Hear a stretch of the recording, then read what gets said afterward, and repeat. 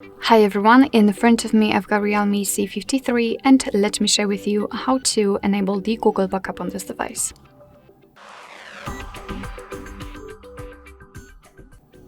So firstly we have to enter the settings and then scroll down to the very bottom to find the system.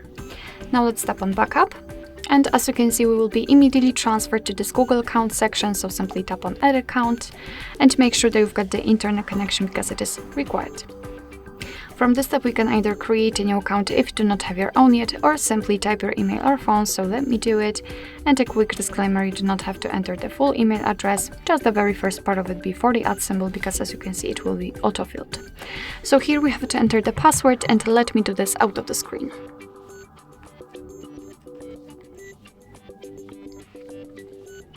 Alright, let's tap on next. Here we've got Google Terms of Service and Privacy Policy, so of course you can read it, just tap on it, and here we've got the info.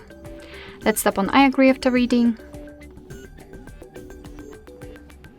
And here we've got the shortcut of backup and storage info, so you're able to use 15 GB of the account to backup apps and apps data, call history, contacts, device settings, and text messages. Of course, if you want to, you can tap on more details to basically learn more. Your device will back up the data automatically with the Wi-Fi whenever it will be connected to the Wi-Fi. We'll store it securely and you can manage it whenever you want to. So just tap on turn on, and as you can see here we've got another section connected with the backup, so you can check how much space you've got left. You can manage the storage, so remove some unnecessary files. Here we've got the backup details, so you can check what has been already backed up. And here the advanced settings, and I highly recommend to keep this option turned off because you can avoid some charges.